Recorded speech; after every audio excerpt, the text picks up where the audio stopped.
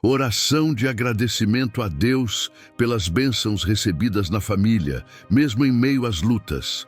Tem um tipo de agradecimento a Deus que muda o clima da sua casa em poucos minutos e quase ninguém percebe que está deixando isso escapar.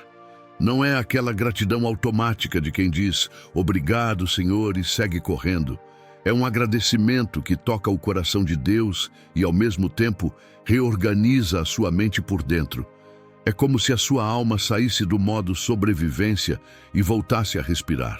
E eu preciso te dizer isso com amor. Se você chegou até aqui, provavelmente não está vivendo um tempo leve. Pode existir cansaço acumulado, discussões repetidas, preocupações com dinheiro, tensão no relacionamento, medo pelo futuro de alguém que você ama. E junto disso vem uma culpa silenciosa, a sensação de que você deveria ser mais forte, mais grato, mais equilibrado, mas no fundo só está tentando segurar a casa para não desmoronar. Fica comigo até o final, porque eu vou te conduzir por um caminho simples e poderoso. Você vai aprender a agradecer a Deus pelas bênçãos reais que já estão na sua família, mesmo em meio às lutas, e isso vai destravar algo dentro de você. Tem uma bênção escondida no seu lar que você não está conseguindo enxergar agora por causa da pressão. E quando você enxergar, a sua fé vai mudar de lugar. Você vai parar de olhar para Deus como última opção e vai voltar a sentir Deus como presença constante. E mais, no fim, eu vou fazer uma oração guiada com você, do tipo que não é bonita só por fora, mas que mexe com o ambiente da casa. Uma oração que fecha portas para o desânimo, enfraquece a ansiedade, restaura a esperança e reacende a união. Não porque tudo vai ficar perfeito em 5 minutos, mas porque você vai sair daqui com clareza, com paz e com uma direção prática para hoje. Agora me escuta. A sua dor não anula as bênçãos, e as bênçãos não negam a sua dor. Deus é Deus justamente no meio disso. E no próximo capítulo, eu vou te mostrar como reconhecer a pressão dentro da casa sem se afogar nela. E como reposicionar a sua fé para perceber que Deus não se ausentou nem por um segundo. A casa pode estar sob pressão, mas Deus continua presente. E essa frase parece simples, até você olhar para a sua rotina e perceber como a pressão muda tudo. Muda o tom das conversas, muda o jeito de responder, muda o humor, muda o sono, muda até o modo como você enxerga a si mesmo. De repente, a família que era refúgio vira campo de batalha. Não porque vocês não se amam, mas porque estão cansados. E cansaço, quando não é cuidado, vira irritação, vira silêncio, vira distância. Talvez você esteja tentando ser a pessoa que segura tudo, a pessoa que resolve, que sustenta, que acalma, que faz dar certo. Só que isso tem um preço, e o preço geralmente aparece como ansiedade, como pensamento acelerado, como aquela sensação de que se você relaxar um pouco, tudo desanda. Mas deixa eu te trazer uma verdade que Jesus sempre ensinou com a vida. Você não foi chamado para carregar sozinho o que só Deus consegue sustentar. Isso não é fé, isso é sobrecarga disfarçada. Quando Jesus diz, "Vinde a mim, todos os que estáis cansados e sobrecarregados, e eu vos aliviarei", Ele não está oferecendo poesia, Ele está oferecendo uma troca real. E essa troca começa quando você admite, "Senhor, a minha casa está sob pressão", sem fingimento, sem máscara. Porque tem gente que acha que agradecer a Deus exige negar a realidade. Não exige. A gratidão madura olha para a luta e, mesmo assim, escolhe reconhecer a presença de Deus no meio dela. Agora, pensa comigo com honestidade. Quantas vezes você interpretou silêncio como abandono? Quantas vezes um atraso virou "Deus se esqueceu"? Quantas vezes uma discussão virou "minha família não tem jeito"? A pressão te faz enxergar tudo pelo filtro do medo. Só que a presença de Deus não depende da sua sensação. Deus não sai da sala porque você está cansado. Deus não se afasta porque você está confuso. Ele continua sendo o Deus que guarda a sua casa, mesmo quando a sua cabeça está barulhenta. E aqui está uma informação prática que muda o jogo. Quando a casa está sob pressão, o primeiro lugar que precisa de cuidado não é o ambiente, é o coração. Porque a mesma casa, os mesmos familiares, as mesmas contas, a mesma rotina podem ser vividos com desespero ou com esperança, dependendo de quem está governando dentro de você. E quando Deus volta a governar, você para de reagir no impulso e começa a responder com sabedoria. Na próxima parte, eu vou te abrir os olhos para algo que quase ninguém percebe quando está no meio da luta. Os livramentos silenciosos. Aquilo que sua família sobreviveu sem você notar. E quando você enxergar isso, a gratidão vai deixar de ser obrigação e vai virar combustível. Agora eu quero que você faça um exercício que quase ninguém faz quando está cansado. Olhar para trás e perceber o que a sua família sobreviveu sem você perceber. Porque quando a luta aperta, a mente vira uma lente de ameaça. Ela só procura o que está faltando, o que pode dar errado, o que ainda não se resolveu. E sem perceber, você começa a chamar de normal coisas que foram livramentos. Você chama de sorte o que foi proteção. Você chama de rotina o que foi misericórdia diária. Pensa comigo. Quantas vezes você saiu de casa e voltou em segurança e isso virou automático? Quantas vezes uma doença não avançou como poderia? Quantas vezes uma notícia ruim não chegou? Quantas vezes um acidente não aconteceu por um detalhe? Quantas vezes uma porta se fechou e depois você entendeu que era Deus te poupando? A gente chora pelo que perdeu, e está certo chorar, mas a gente quase nunca para agradecer pelo que não aconteceu. Só que existem dores que você não viveu porque Deus te guardou. E isso também é bênção. Tem livramento que não vem com barulho, vem com silêncio. Você não vê anjo, não ouve trombeta, não sente arrepio. Você só segue o dia. E é por isso que você não valoriza. Só que a Bíblia inteira mostra um Deus que trabalha no invisível. Enquanto você dorme, Ele vigia. Enquanto você se preocupa, Ele sustenta. Enquanto você acha que está carregando a casa nas costas, Deus está segurando o chão para você não cair. O problema é que o coração cansado não interpreta cuidado, interpreta apenas peso. E aqui entra uma chave muito prática para a sua dor de agora. Quando você reconhece os livramentos silenciosos, a sua ansiedade perde autoridade. Porque a ansiedade vive de uma narrativa. Você está sozinho, vai dar tudo errado, ninguém vai te socorrer. Mas quando você lembra do que Deus já fez sem você perceber, você troca a narrativa.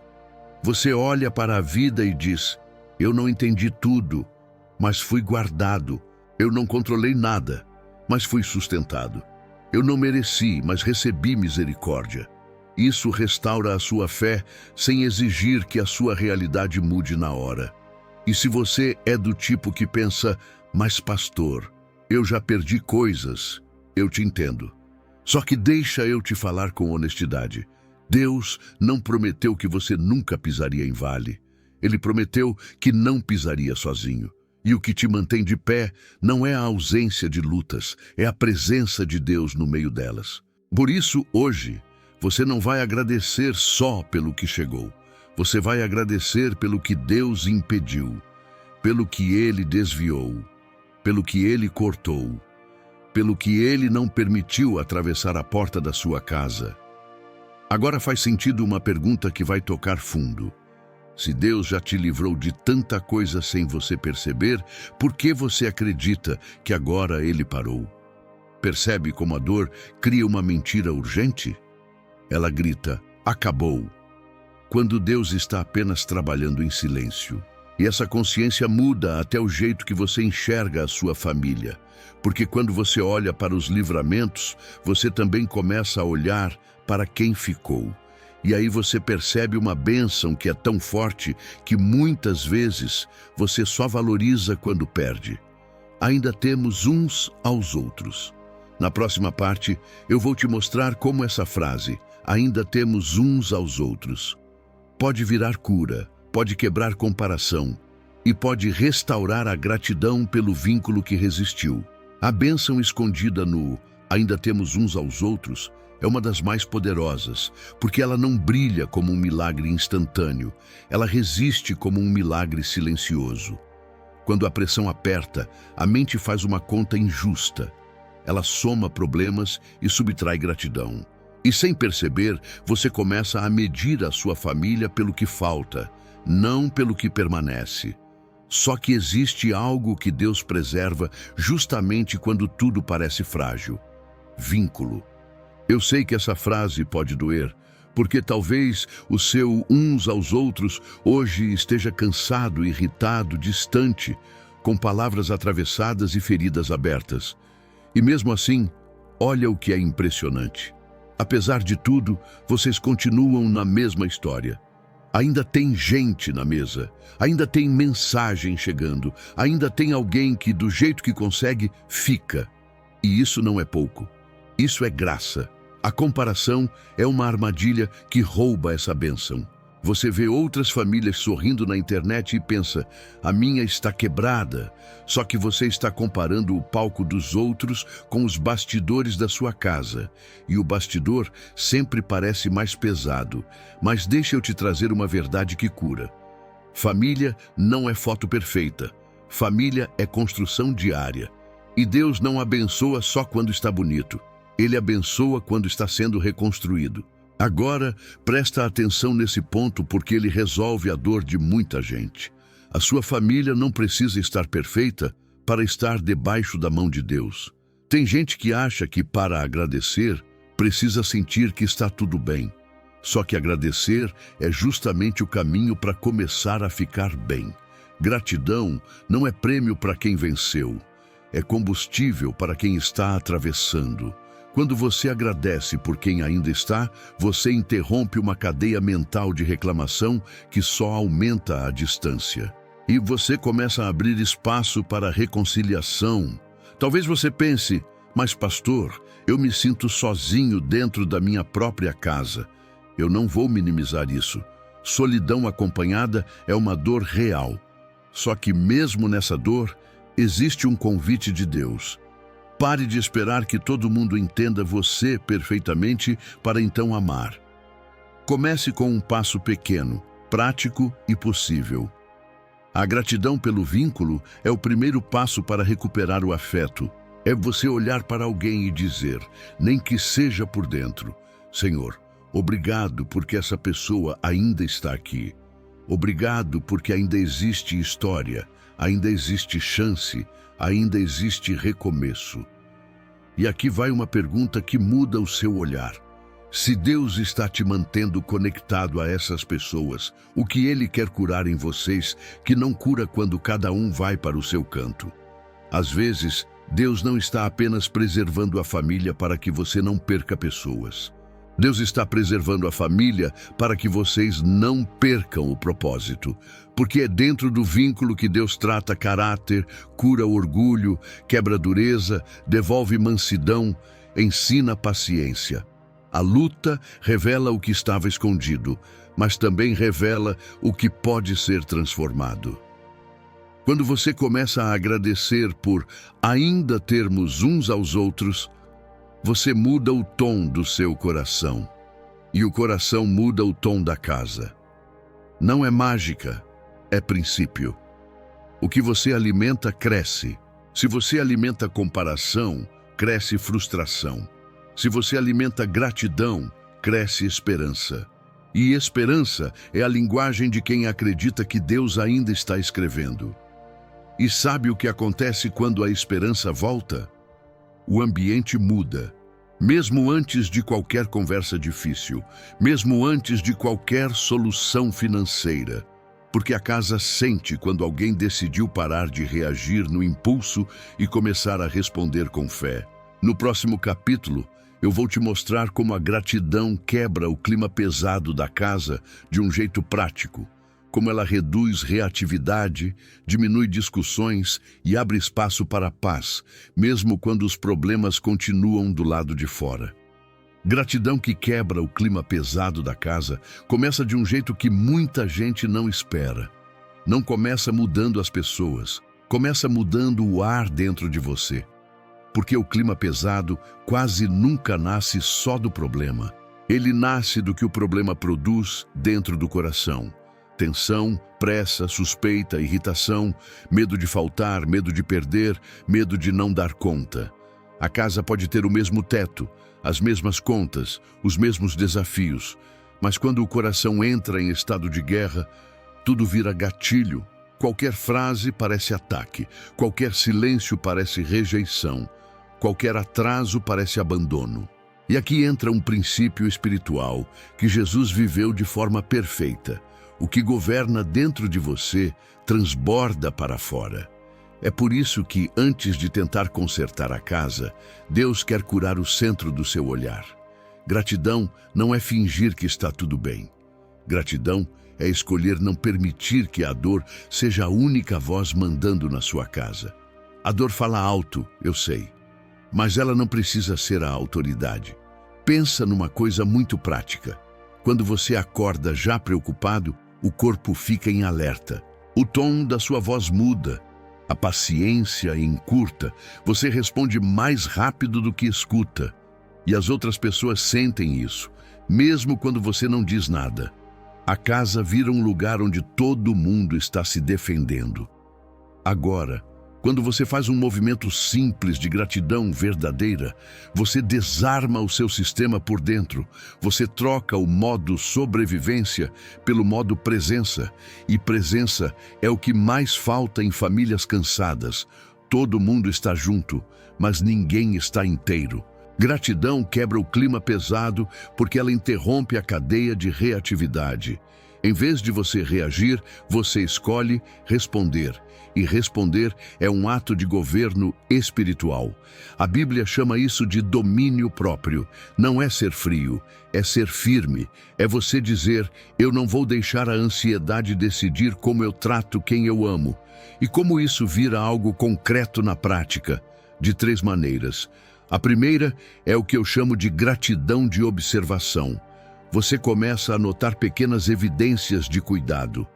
Um prato lavado, uma mensagem, um abraço rápido, uma presença, uma tentativa, e você reconhece, não com discurso, com simplicidade. Você aprende a ver esforço onde antes você só via falha. Isso muda o clima porque as pessoas param de sentir que estão sempre devendo e começam a sentir que são vistas. A segunda é a gratidão de linguagem. Você troca algumas frases que inflamam por frases que apaziguam. Em vez de você nunca, você aprende a dizer eu estou cansado e preciso de ajuda. Em vez de ninguém me entende, você diz vamos conversar com calma. Em vez de isso vai dar errado, você diz Deus vai nos dar direção e hoje vamos dar um passo. Isso parece pequeno, mas palavras criam atmosfera. Provérbios já diz que a língua tem poder de vida e morte. Quando você muda a linguagem, você muda o ambiente. A terceira é a gratidão de entrega. Essa é a mais profunda. É quando você para, nem que seja por 1 minuto, e diz, Senhor, eu te agradeço pelo que permanece e eu te entrego o que pesa. Eu não vou usar minha família como lugar para descarregar minha angústia. Eu vou fazer da minha casa um lugar onde a tua paz pode repousar. Isso não resolve tudo no mesmo dia, mas muda a direção do espírito dentro do lar. E direção é o começo de qualquer transformação. Talvez você esteja pensando, mas pastor, eu já tentei ser mais calmo e não adiantou. Eu entendo. Só que gratidão não é técnica de comportamento, é postura espiritual. É você sair do centro e colocar Deus no centro.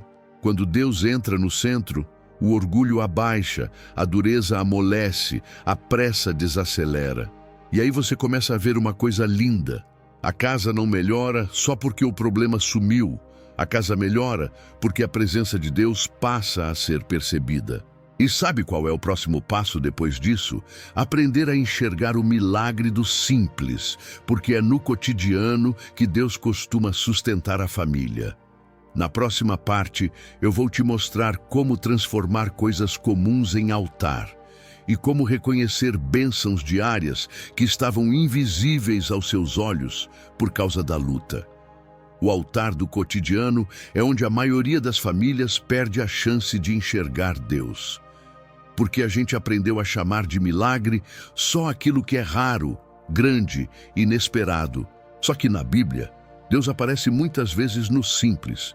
Um pão repartido, um copo de água, uma mesa, um caminho, uma casa. Jesus não vivia correndo atrás do extraordinário como quem foge do comum. Ele transformava o comum em lugar de presença. E é isso que eu quero que você aprenda agora, porque esse capítulo cura uma dor específica. A sensação de que a sua família está só sobrevivendo, sem motivo para agradecer. Quando a luta aperta, a mente vira um scanner de ameaça. Ela fica procurando o que pode faltar, o que pode quebrar, quem pode falhar. E por causa disso, você deixa de notar o que Deus já está sustentando. Você acorda, abre os olhos e já entra na lista de preocupações. Só que o simples fato de você ter aberto os olhos já é um presente. Tem gente que estava planejando o amanhã e não chegou até hoje. Eu não falo isso para te assustar. Eu falo para te acordar para o valor da vida que Deus preserva. O milagre do simples é perceber que o que parece rotina pode ser misericórdia repetida. O pão na mesa, mesmo quando é pouco. A saúde que segue firme, mesmo quando há desgaste. A família que ainda se fala, mesmo quando há ruídos. A casa que ainda existe como abrigo, mesmo que não seja perfeita. A coragem de levantar e tentar de novo. Isso não é pouca coisa. Isso é providência. E aqui vai um ponto que muda o seu coração. O altar não é um lugar de aparência, é um lugar de intenção. Você pode transformar o cotidiano em altar quando decide fazer uma coisa: reconhecer Deus no meio da rotina. Antes de discutir, você respira e reconhece: Senhor, obrigado por estarmos aqui, vivos, juntos, tentando. Antes de comer, você abençoa com consciência, não por hábito. Antes de dormir, você faz uma pausa e pensa: onde foi que o Senhor me guardou hoje, mesmo eu não percebendo? Talvez você esteja se perguntando: mas como isso resolve a minha dor agora? Resolve, porque a dor cresce quando tudo vira peso. E a gratidão nasce quando você volta a ver significado. Uma família cansada não precisa de frases bonitas. Precisa de um novo olhar. E quando o olhar muda, o coração começa a descansar. Tem um exercício simples, direto e poderoso que você pode fazer ainda hoje, sem precisar de clima perfeito. Você escolhe um momento comum, um momento que sempre passa batido. Pode ser a hora do café, o caminho do trabalho, a hora do jantar, o momento em que você fecha a porta de casa. E nesse instante, você faz uma oração curta, consciente, sem performance. Deus, obrigado pelo simples que me sustenta. Obrigado pelo pão, pela proteção, pela presença. Obrigado porque mesmo em luta, o Senhor não me deixou. Parece pequeno, mas é exatamente aí que o altar é levantado. E sabe o que acontece quando você faz isso por alguns dias? A sua casa começa a sentir um tipo de paz que não depende de circunstâncias. Porque a paz de Jesus não é resultado de controle, é fruto de confiança. Você para de viver como quem está sempre atrasado para salvar tudo e passa a viver como alguém que sabe que Deus está presente no processo. Isso diminui a pressa, reduz as explosões, enfraquece a sensação de ameaça e abre espaço para o afeto voltar a aparecer. Só que tem um detalhe que muitas pessoas ignoram. Não basta reconhecer bênçãos, tem que proteger as bênçãos. E existe uma forma de proteção espiritual que parece simples, mas é muito forte: gratidão como cobertura. No capítulo seguinte, eu vou te mostrar como a oração de agradecimento fecha brechas emocionais e espirituais dentro da casa, enfraquece acusações, culpa e medo e traz um senso de proteção que você vai sentir por dentro. A oração de agradecimento não é só um gesto bonito, é uma forma de proteção. Porque existem brechas que não aparecem nas paredes da casa, mas aparecem no clima. A brecha da reclamação constante, a brecha do medo que vira controle, a brecha da culpa que vira dureza, a brecha da comparação que vira desvalorização, a brecha do cansaço que vira indiferença. E quando essas brechas ficam abertas por muito tempo, a casa até continua de pé por fora, mas vai ficando frágil por dentro. Talvez você nunca tenha pensado assim, mas muita batalha familiar não começa com um grande problema. Começa com pequenas rachaduras no coração. Um pensamento que você alimenta em silêncio. Uma palavra atravessada que nunca é curada. Um ressentimento que vira hábito. Uma preocupação que vira identidade. E aí o inimigo faz o que sempre tenta fazer. Ele não precisa derrubar a casa de uma vez, basta enfraquecer a paz aos poucos. É por isso que Jesus insistia tanto em guardar o coração, porque o coração é a porta de entrada do ambiente. Agora, presta atenção, gratidão é uma forma de fechar essas portas. Não porque você mereça proteção por agradecer, mas porque a gratidão te alinha com a verdade. E a verdade é o que te mantém firme quando a mentira tenta governar. A mentira diz, você está sozinho. A gratidão responde, Deus tem me sustentado. A mentira diz, vai dar tudo errado. A gratidão responde, eu já fui guardado antes e serei guardado de novo. A mentira diz, sua família não tem jeito. A gratidão responde, Deus trabalha com processos e Ele não desistiu de nós. Isso é proteção prática, porque muda o que você permite morar dentro de você. E o que mora dentro de você transborda na casa. Quando a gratidão entra, ela enfraquece 3 inimigos silenciosos que atacam famílias em luta. O primeiro é a acusação. Aquela voz que aponta dedo, que te lembra o que faltou, que te condena por não ser perfeito, que faz você olhar para o outro só para ver defeito. Gratidão corta a força dessa voz, porque ela te puxa para o que Deus está fazendo, não só para o que você gostaria que estivesse acontecendo. E quando você sai da acusação, você volta para a misericórdia. Misericórdia gera paciência. Paciência gera reconciliação. O segundo inimigo é o medo. Medo de faltar, medo de perder, medo de não dar conta. Medo faz você controlar demais, exigir demais, desconfiar demais. E controle demais sufoca o amor. Gratidão não nega a realidade, mas impede o medo de ser o centro. Ela te lembra que Deus sempre cuidou, inclusive em fases difíceis.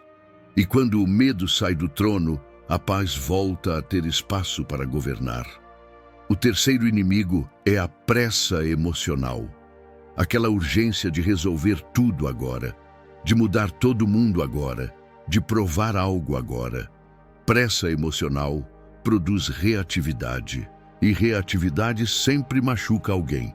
Gratidão desacelera porque ela te coloca no presente e te devolve consciência. Hoje eu não preciso vencer todas as guerras. Hoje eu preciso ser fiel no passo que Deus está me pedindo. E como você fecha brechas com uma oração simples, sem performance, com um tipo de agradecimento específico, um agradecimento que nomeia. Em vez de falar genérico, você coloca nome naquilo que Deus tem preservado. Senhor, obrigado pela vida do meu cônjuge. Obrigado pela saúde dos meus filhos. Obrigado pelo pão, mesmo simples. Obrigado porque não faltou teto. Obrigado porque ainda existe conversa. Obrigado porque eu não enlouqueci. Quando você nomeia, você traz luz. E onde há luz, a ansiedade perde terreno. Onde há luz, a acusação se cala. Onde há luz, o coração encontra chão. Talvez você esteja pensando, mas eu não estou sentindo vontade de agradecer. Então, deixa eu te guiar como pastor e amigo. Comece mesmo sem vontade. Vontade é consequência, não ponto de partida. Existe um tipo de obediência que cura por dentro. E agradecer, mesmo cansado, é uma obediência que reorganiza o espírito. A Bíblia ensina a dar graças em tudo, não porque tudo seja bom, mas porque Deus continua sendo bom em todo o tempo. Isso te protege do desespero, que é quando a dor tenta virar destino. E agora, eu preciso tocar num ponto delicado, mas libertador. Às vezes, a maior brecha dentro de casa não é a falta de dinheiro, nem a falta de tempo, nem o problema em si. É a falta de perdão. Mágoa aberta vira ferida infeccionada. E nenhuma oração de gratidão fica completa se o coração continua prendendo pessoas na culpa. Na próxima etapa, eu vou te conduzir por um caminho que limpa a casa por dentro. Perdão como agradecimento. Não aquele perdão forçado, mas um perdão que devolve leveza, fecha ciclos e abre espaço para Deus restaurar o que parecia travado. Perdão como agradecimento é limpar a casa por dentro. Porque existe uma verdade que quase ninguém admite. Você pode agradecer a Deus por muitas bênçãos e ainda assim carregar um peso que estraga o clima do lar. Esse peso tem nome: mágoa. E a mágoa não aparece na conta bancária, não aparece no calendário, não aparece nas fotos, mas aparece no tom da voz, no olhar, no silêncio, na distância. Ela vira aquele algo que ninguém fala, mas todo mundo sente. Talvez você esteja pensando: eu tenho motivos para estar machucado, e eu não vou te contradizer. Tem palavras que ferem, atitudes que cansam, ausências que doem. Só que aqui entra um ponto espiritual que Jesus ensinou com clareza. A falta de perdão mantém você preso ao passado, mesmo quando você jura que já seguiu em frente. A pessoa erra uma vez, mas a ferida repete o episódio 100 vezes dentro de você. E sem perceber, você começa a reagir não ao que está acontecendo hoje, mas ao que te machucou ontem. O perdão bíblico não é dizer que foi certo. Perdão é dizer: eu não vou deixar isso governar meu coração. É abrir mão do direito de cobrar com rancor. É recusar a ideia de que a dor vai dirigir a sua casa. Por isso eu chamo de perdão como agradecimento, porque quando você perdoa, você está agradecendo a Deus pela chance de não repetir o ciclo. Você está agradecendo porque Deus te deu uma saída que não depende de mudar o outro primeiro. Você está agradecendo porque Jesus te mostrou um caminho para não virar refém do que te feriu. E aqui está a parte que traz profunda clareza. Perdão não é um evento, é uma decisão repetida. Às vezes, você perdoa hoje, e amanhã a memória volta, a emoção vem, e você precisa decidir de novo. Isso não significa que você é fraco. Significa que você está curando. Ferida profunda não fecha com pressa, mas ela fecha quando é tratada com verdade e com a presença de Deus. Talvez você esteja se perguntando como fazer isso sem ser esmagado pela culpa ou pela pressão de ser espiritual. Começa assim, com uma oração simples e honesta, sem teatro. Senhor, eu te agradeço pela minha família, mas existe uma dor dentro de mim que eu não quero mais carregar. Eu não quero que essa ferida vire o clima da minha casa. Me dá coragem para perdoar, sabedoria para colocar limites saudáveis e humildade para reconhecer onde eu também errei. Repara como isso já limpa o ambiente. Você sai do modo acusação e entra no modo cura. Porque tem duas coisas que destroem famílias por dentro. A primeira é a ofensa não resolvida. A segunda é o orgulho que impede o pedido de perdão. E às vezes você não está só precisando perdoar alguém. Você está precisando pedir perdão. E isso não te diminui, isso te liberta. Uma frase sincera dita com humildade pode devolver paz a um lar inteiro. Eu errei com você, eu te feri, eu fui duro, eu estava cansado e descontei. Isso não é fraqueza, isso é maturidade espiritual. Jesus nos ensinou que a reconciliação importa tanto que, se você vai oferecer algo a Deus e lembra que tem algo contra alguém, a orientação é buscar reconciliação. Por quê? Porque Deus não quer uma casa com oração bonita e coração trancado. Deus quer verdade, e a verdade, quando entra, cura. Agora, deixa eu te dar um ponto muito prático para resolver a dor que você sente hoje. Não espere a emoção perfeita para liberar perdão. Comece pela decisão e peça a Deus para alinhar o sentimento depois. Se você esperar sentir vontade, você pode ficar preso por anos.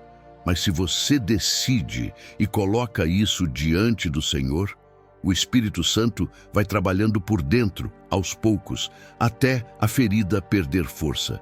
E isso muda o clima da casa, porque você para de punir com silêncio, para de atacar com ironia, para de cobrar com indiretas. Você volta a tratar as pessoas, não como inimigos. E eu preciso dizer com equilíbrio. Perdoar não significa permitir abuso. Jesus ensinou perdão e também ensinou sabedoria. Perdoar é limpar o coração. Limites saudáveis são proteger a casa. Uma coisa não anula a outra. Você pode perdoar e, ainda assim, escolher conversas maduras, mudanças práticas, acordos claros. E isso também é amor. Amor verdadeiro não é permissivo, é responsável. Quando o perdão entra, algo muito profundo acontece. A gratidão volta a ter espaço. Porque mágoa ocupa lugar. Ela toma a mente, toma o corpo, toma a energia. E quando você solta, você respira de novo. Você percebe que Deus não está só te dando uma família, Ele está te formando dentro dela. E é exatamente aqui que muitas pessoas se libertam de uma expectativa impossível. No trecho seguinte, eu vou te mostrar por que a família não precisa ser perfeita para ser promessa e como esse entendimento tira um peso enorme dos seus ombros e devolve esperança para recomeçar. A família não é perfeita, mas é promessa. E eu sei que essa frase pode soar como consolo, mas ela é uma chave de maturidade espiritual. Porque muita gente está sofrendo duas dores ao mesmo tempo: a dor da luta real e a dor secreta de achar que a luta prova que Deus não está ali. Como se a presença de problemas significasse ausência de Deus. Só que na Bíblia, promessa nunca foi sinônimo de caminho fácil. Promessa é direção, é destino, é Deus dizendo: eu estou conduzindo, mesmo quando você não entende o trajeto. Quando você acredita no mito da família ideal, você entra numa armadilha emocional. Você começa a exigir de pessoas feridas o comportamento de pessoas curadas. Você começa a cobrar harmonia perfeita de gente que está exausta. Você começa a esperar maturidade instantânea de quem ainda está aprendendo a lidar com a própria história. E aí o coração se frustra, se amargura, se fecha. O inimigo adora essa armadilha, porque ele não precisa criar um novo problema. Ele só precisa inflar a expectativa, e a expectativa inflada vira decepção garantida. Agora, olha para Jesus. Ele não escolheu discípulos prontos, ele escolheu gente em processo, gente impulsiva, gente insegura, gente que falhava, gente que prometia e não cumpria. E mesmo assim ele permaneceu. Ele corrigiu, ele ensinou, ele caminhou junto. Isso revela um princípio que transforma a sua casa. Deus trabalha com processos e ele não desiste no meio do caminho. O problema é que você pode estar olhando para a sua família como se ela fosse um projeto concluído, quando, na verdade, Deus está tratando como uma obra em andamento. E isso muda completamente como você vive a sua dor hoje. Em vez de você pensar: a minha família está quebrada, você começa a pensar: a minha família está sendo formada. Em vez de você concluir: não tem jeito, você começa a dizer: Deus ainda está escrevendo. Essa mudança de linguagem não é autoajuda, é alinhamento com fé. Fé não nega a realidade. Fé interpreta a realidade com Deus no centro. Talvez você esteja num tempo em que o lar parece mais sobrevivência do que alegria. Tudo bem reconhecer isso. Só não aceite a mentira de que esse é o fim da história. Promessa significa que existe um futuro que Deus já viu, mesmo quando você só enxerga o agora. E o agora pode estar confuso, pode estar cansado, pode estar apertado, mas não é a última página. E aqui vai algo muito prático para aliviar o peso que você está sentindo. Pare de tentar consertar todo mundo. Isso é uma carga que Deus não te entregou. O que Deus te entrega é responsabilidade sobre o seu coração, sobre suas palavras e sobre suas escolhas. Quando você tenta controlar pessoas, você se frustra e endurece. Quando você escolhe ser fiel no seu papel, você se fortalece e influencia. A casa muda mais por influência do que por imposição. Então, em vez de você entrar em cada situação perguntando como eu faço isso ficar perfeito, entre perguntando qual é o próximo passo saudável que Deus quer de mim hoje. Pode ser um pedido de perdão, pode ser uma conversa curta sem acusação, pode ser uma atitude de serviço, pode ser um limite com respeito, pode ser 1 minuto de oração antes de responder. Pequenos passos consistentes constroem um ambiente, e ambientes transformam pessoas. E deixa eu tocar num ponto que cura muito. Promessa não significa que a sua família nunca vai ter conflitos. Significa que o amor de Deus vai ensinar vocês a atravessar conflitos sem se destruir. Significa que vocês podem discordar sem humilhar. Significa que vocês podem se ferir e ainda assim buscar reconciliação. Significa que vocês podem passar por falta e ainda assim permanecer unidos. Isso é milagre também. Um milagre que não aparece em foto, mas aparece em caráter. Agora, se a sua família é promessa, então não faz sentido continuar liberando palavras que enterram essa promessa. O que faz sentido é declarar vida sobre ela. E eu não estou falando de frases vazias. Eu estou falando de abençoar com intenção, como quem concorda com o céu, mesmo quando a terra ainda está bagunçada. Em seguida, eu vou te conduzir em declarações de bênção sobre a sua casa. Palavras simples e poderosas para cônjuge, filhos e familiares, que mudam o tom espiritual do lar e quebram ciclos de negatividade. Declarações de bênção sobre a sua casa não são frases bonitas para se sentir melhor. São direcionamento espiritual. Você está decidindo o que vai governar o ambiente: a reclamação ou a fé, o medo ou a esperança, a acusação ou a graça. E deixa eu te falar como pastor e amigo. Muitas famílias não estão sendo destruídas por falta de amor, mas por excesso de palavras mal colocadas. Palavras ditas no calor do cansaço, palavras repetidas como hábito, palavras que viram etiqueta. Você é assim mesmo, nada muda. Você nunca, eu sempre. Isso cria uma atmosfera onde ninguém se sente seguro para crescer. Jesus nos ensinou que a boca fala do que o coração está cheio. Então, quando a casa está sob pressão, o coração enche de ansiedade e a boca solta veneno sem querer. Mas existe um caminho diferente, e ele é profundamente prático. Você aprende a abençoar antes de reagir. Abençoar não é concordar com o erro. Abençoar é concordar com o propósito de Deus acima do comportamento de hoje. E aqui está o que acontece quando você começa a declarar bênção. Você interrompe ciclos. Ciclos familiares sempre começam com uma semente de ironia. Uma semente de crítica, uma semente de silêncio punitivo, uma semente de desvalorização. Se você planta isso todos os dias, o fruto aparece. Mas se você planta bênção com constância, o fruto também aparece. A diferença é que bênção cria espaço para mudança. Maldição verbal cria prisão. Talvez você diga, mas eu não tenho vontade de abençoar quem está me ferindo. Eu entendo. Só que Jesus não nos chamou para viver pelo impulso. Ele nos chamou para viver pelo Espírito. E aqui é onde a espiritualidade cristã vira clareza. O Espírito Santo te dá força para fazer o que o seu ego não faria. Abençoar é uma decisão de maturidade. É você dizer: eu não vou pagar mal com mal. Eu não vou multiplicar a dor dentro da minha casa. Eu vou ser um canal de paz.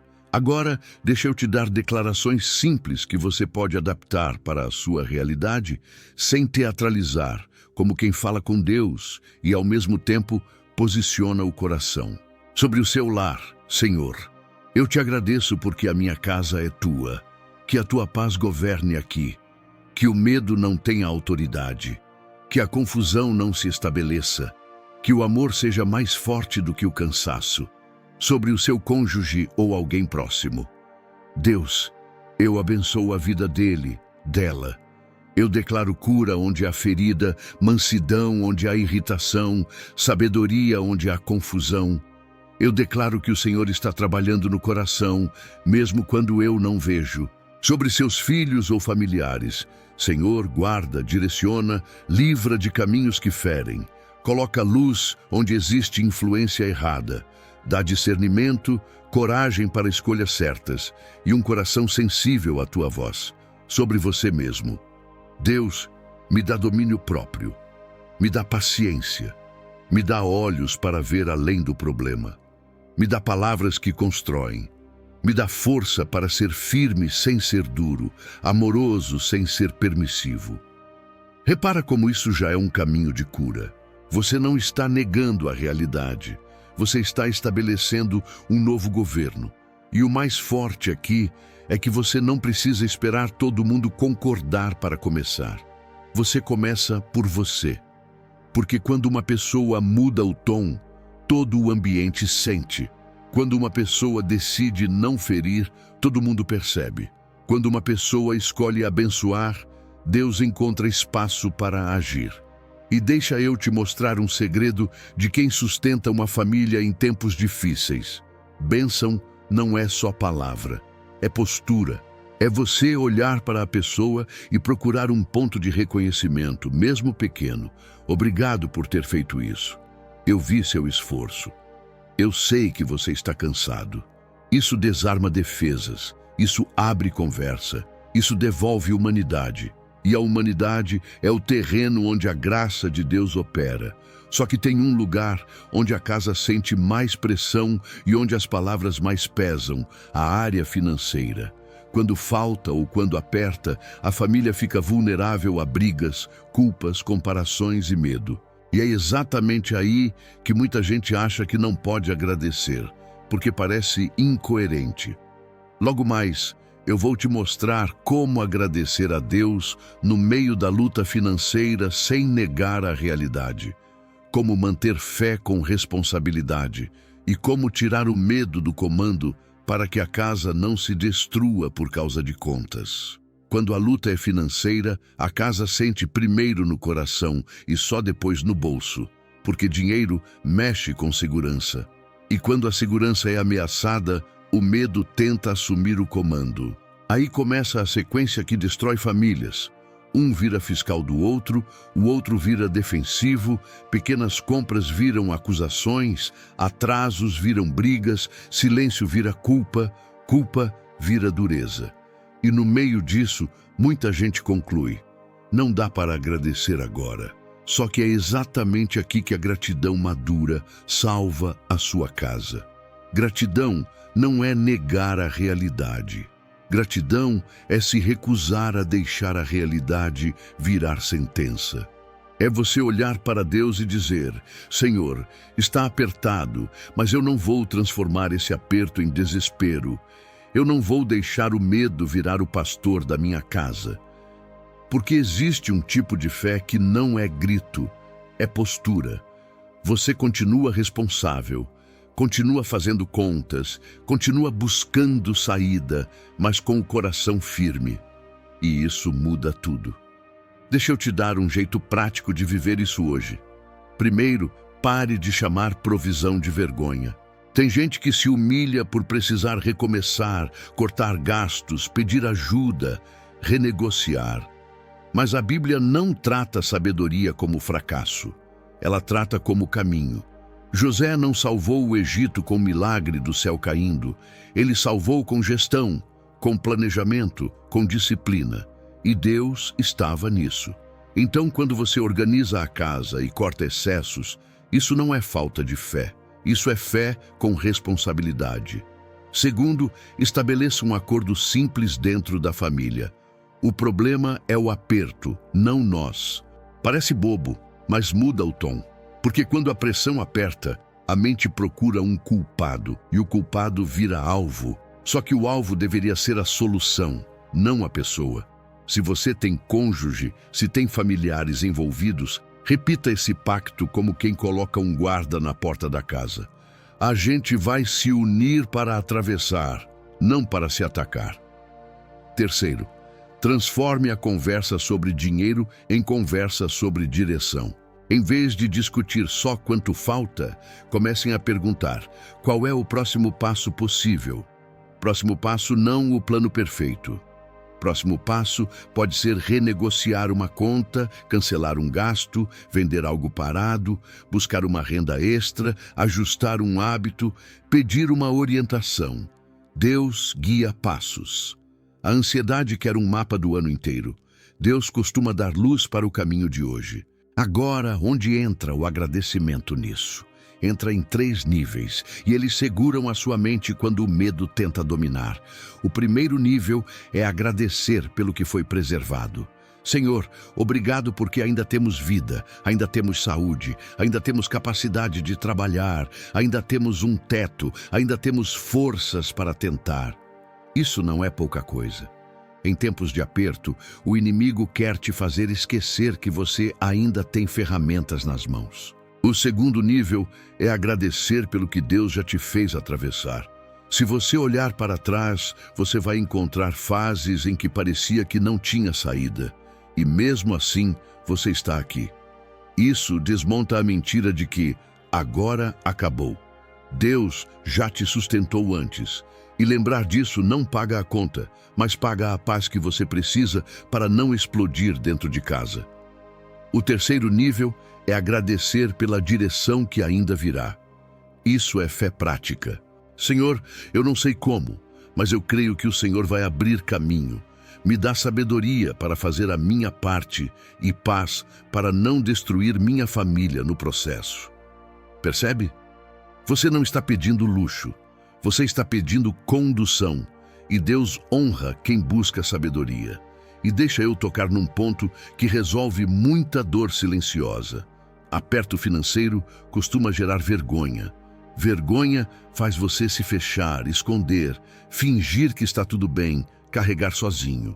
Só que vergonha isola, e isolamento enfraquece. O caminho de Deus é luz. Não é exposição humilhante, é transparência saudável.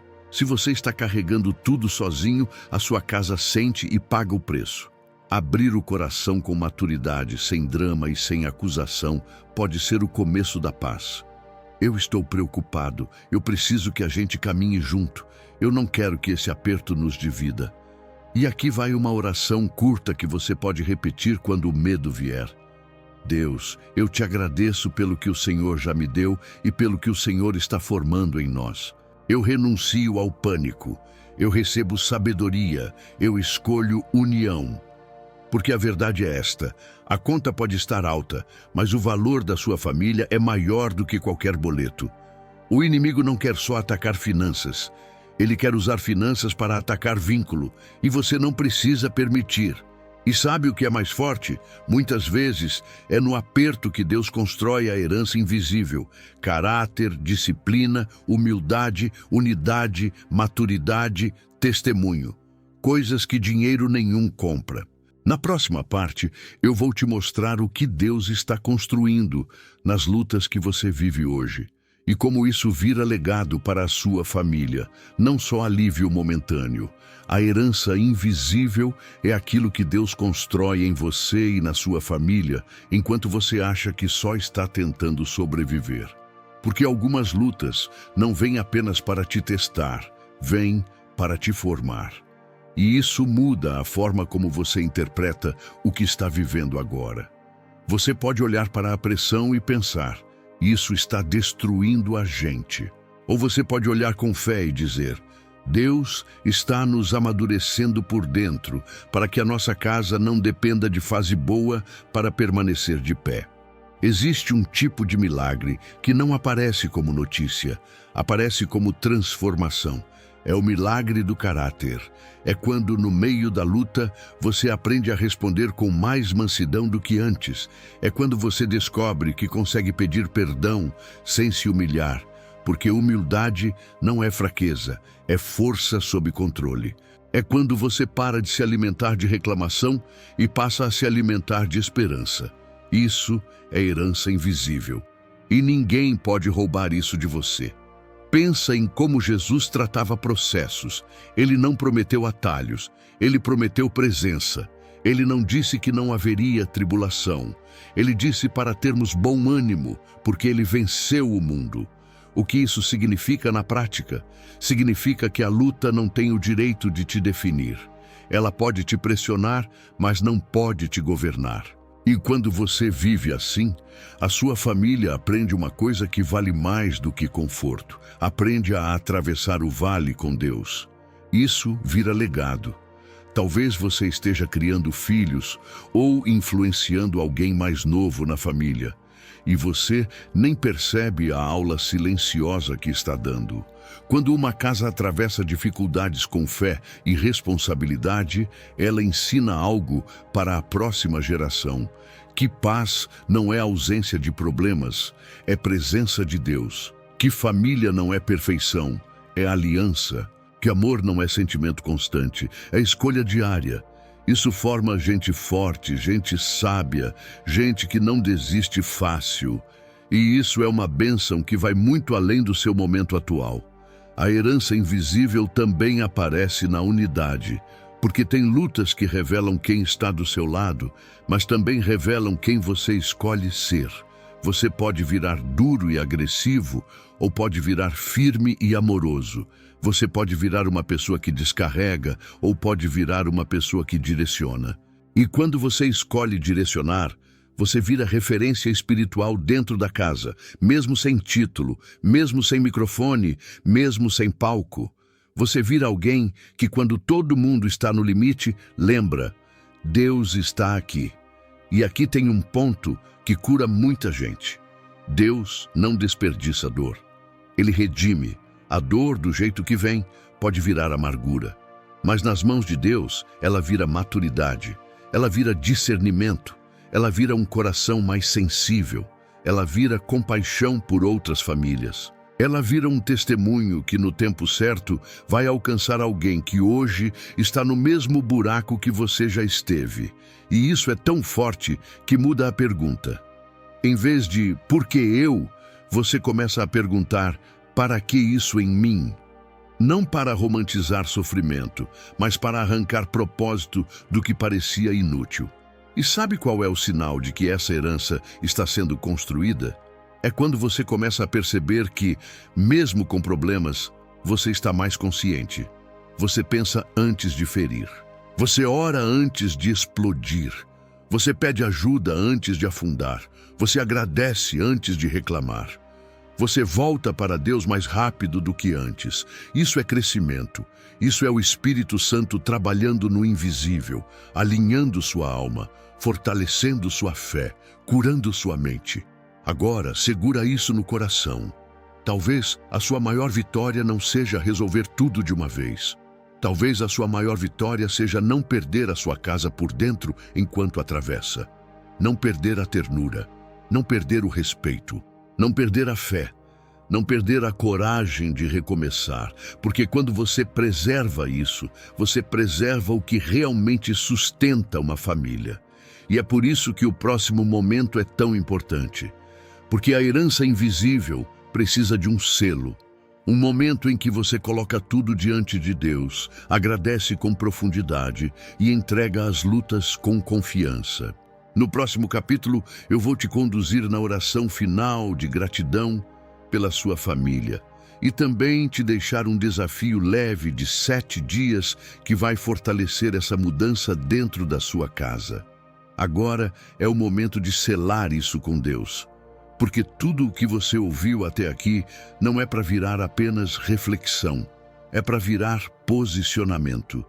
Eu quero que você faça essa oração como quem coloca a casa nas mãos do Pai, sem teatro, sem máscara, com verdade. Se puder, diminua o ritmo por dentro. Respira e ora comigo. Deus, eu me coloco diante de Ti com o coração do jeito que ele está. Às vezes cansado, às vezes preocupado, às vezes ferido, às vezes tentando ser forte, quando na verdade eu só queria descansar. Hoje eu escolho um caminho diferente. Eu escolho agradecer. Pai, obrigado pela minha família. Obrigado porque mesmo com lutas, ainda existe vida aqui. Obrigado pelo que o Senhor preservou e eu não vi. Obrigado pelos livramentos silenciosos. Obrigado pelo pão de cada dia, pelo teto, pela proteção, pelo cuidado que não fez barulho, mas sustentou a nossa história. Obrigado porque o Senhor não desistiu de nós quando a gente ficou no limite. Senhor, eu te agradeço também pelo vínculo que permanece, pelo ainda temos uns aos outros. Mesmo com falhas, mesmo com ruídos, mesmo com dias difíceis, eu reconheço que isso é graça. Eu peço, restaura o que foi desgastado, cura o que foi ferido, devolve a mansidão onde a irritação tomou lugar. Devolve o respeito onde a pressa gerou palavras duras. Devolve a ternura onde o cansaço fez o coração endurecer. Pai, eu entrego as nossas lutas nas Tuas mãos. Eu entrego as preocupações financeiras, as portas que parecem travadas, os medos que tentam dominar a mente. Eu renuncio ao desespero. Eu renuncio à acusação. Eu renuncio ao controle que nasce do medo. Eu recebo sabedoria para fazer a minha parte e paz para não destruir minha casa no processo. Me dá direção para o próximo passo e coragem para obedecer. Senhor Jesus, eu te peço, visita a minha casa com a Tua presença, que a Tua paz governe este lar, que o Espírito Santo ilumine conversas, cure silêncios, fortaleça alianças, que haja proteção espiritual sobre a minha família. Fecha toda a brecha por onde a ansiedade entrou. Fecha toda a porta por onde a mágoa ficou aberta. E me dá um coração pronto para perdoar e, quando for necessário, pronto para pedir perdão. Eu não quero viver preso ao passado. Eu quero viver livre para construir um novo tempo. Pai, abençoa cada pessoa da minha família. Abençoa os que estão fortes e os que estão frágeis, os que estão perto e os que estão distantes, os que estão sorrindo e os que estão escondendo lágrimas.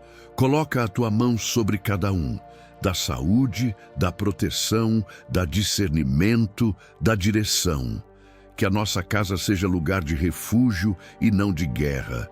Que seja lugar de cura e não de acusação. Que seja lugar de fé e não de medo. E eu declaro diante de Ti, nós não seremos definidos pelas lutas, nós seremos conduzidos pela Tua promessa. A nossa história não termina no aperto, a nossa casa vai viver um novo tempo, porque o Senhor está conosco. Eu agradeço antes de ver, porque eu confio em quem Tu és. Em nome de Jesus, amém. Agora, eu quero te deixar um desafio leve de 7 dias, porque transformação de verdade acontece quando vira prática. Durante 7 dias, escolha um momento do dia e agradeça a Deus por uma coisa específica dentro da sua casa. Uma pessoa, um detalhe, um livramento, um sustento, uma pequena alegria.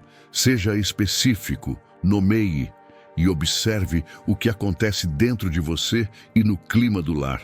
E se essa oração falou com você, escreva nos comentários: eu agradeço pela minha família. Não como frase automática, mas como uma decisão. E enquanto você escreve, faça disso um voto íntimo diante de Deus. Eu vou cultivar gratidão, mesmo em meio às lutas, porque Deus está presente. Antes de você sair, eu quero te ajudar a transformar esse momento em continuidade. porque muita gente ora bonito hoje e amanhã já volta para o mesmo ciclo. O que sustenta a mudança não é a emoção do agora, é a decisão do depois. Então guarda isso.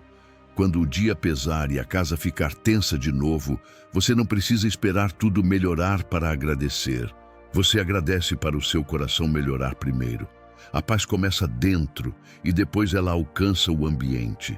Se em algum momento dessa oração você sentiu um alívio, mesmo pequeno, isso já é um sinal de que Deus está te tocando. Não despreze o pequeno começo.